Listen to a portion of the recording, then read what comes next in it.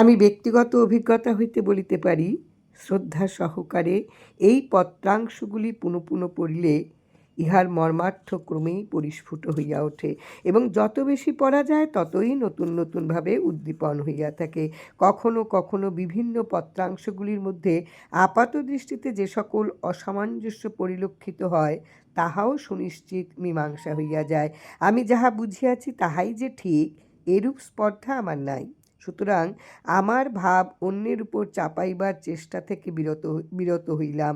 মহাজনের বাক্যই আছে, যার যেই ভাব তার সেই সর্বোত্তম। এবং শ্রী শ্রী ঠাকুরও অনেক সময় বলেছেন,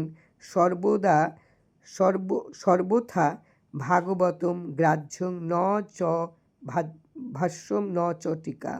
তার পবিত্র রাতুল শ্রীচরণে প্রার্থনা করি যেন এই পত্রাংশগুলি আলোচনা করিয়া পাঠকবর্গ নিজ নিজ ভাবের উৎকর্ষ সাধন করিয়া সত্যপথে অগ্রসর হইতে পারেন।